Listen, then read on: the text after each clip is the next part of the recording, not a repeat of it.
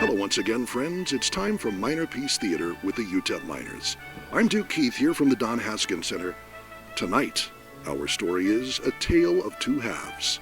Much like the book A Tale of Two Cities by Charles Dickens, it was the best of halves, it was the worst of halves for the UTEP Miners. We'll start with the best. Great ball movement for the Miners to start things off. Irvin Morris underneath to Hooper Vint for the flush. Nicely done. And how about Lee Moore? Went off 15 points in the first half. Two little one-handed jumpers down along the right baseline. Artis kicks it into Hooper Vint. Back to Artis from Moore for three. And Tim Floyd likes what he sees. More, please. The Miners would oblige. Irvin Morris, the kick out to Moore. Wide open left side for three.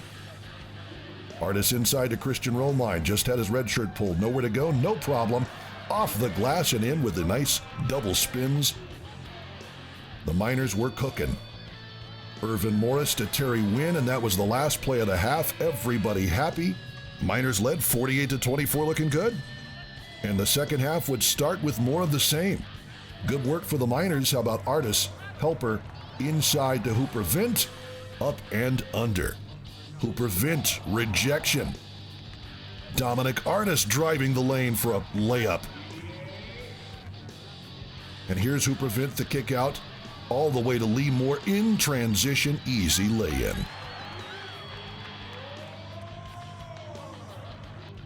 Moore would be the helper here, gets the rebound, cleans the glass all the way up to Irvin Morris.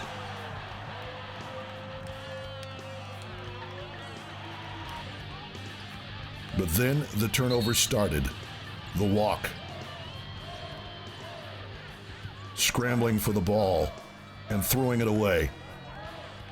Irvin Morris standing around gets it slapped away. Miners try the quick pass to Artis up and over his fingertips. All alley, no oop for UTEP in the second half. And Tim Floyd had seen enough. Calls the timeout. In the end, Miners would win at 72-54, but Tim Floyd on his way to the locker room to tell his team what for.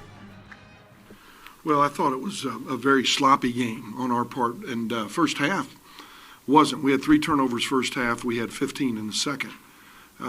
Really poor job of getting into play offensively and defensively. I thought that the game became about, let me see how many points I can get by trying to steal everything. It was very, very ugly basketball, I thought, in the second half. And it's got to be better. Friday game, Southern Illinois. It will be a team that I have not watched. We had one assistant who's been on that game, has looked at it. I think they have 2 nice wins at this point. Tough. They got good guard play, 1, 2, and 3 spot, from what I understand. It'll be a challenge. I mean, you know, we couldn't have beaten snappy junior high team here in that second half tonight, you know, the way we played. I didn't play very well. So without seeing them, I know it's going to be a challenge. And then, you know, if you're fortunate enough to get by them, you've got the number 1 RPI team in the United States. Colorado State's number 1 in the RPI right now. I'm looking forward to practice tomorrow after this second half, I'll tell you that. Well, you know, we're going to go at it with a lot of spirit tomorrow. See if we can't get a little better concentration. And that, friends, is our story. It wasn't a very good story. You take a look at the stats, and they were not pretty for UTEP, at least in the second half. FAMU 30 bench points to UTEP's 13, fast break points 13-9. The Miners outscored. Steals, well, turnovers actually 21 for the Miners. Lots of cheap ones in the second half. 20 for FAMU, but it is the Miners 72-54, and it's off to Corpus Christi for UTEP.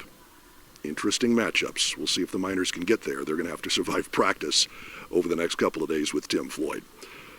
For 600 ESPN El Paso.com, I'm Duke Keith. That will do.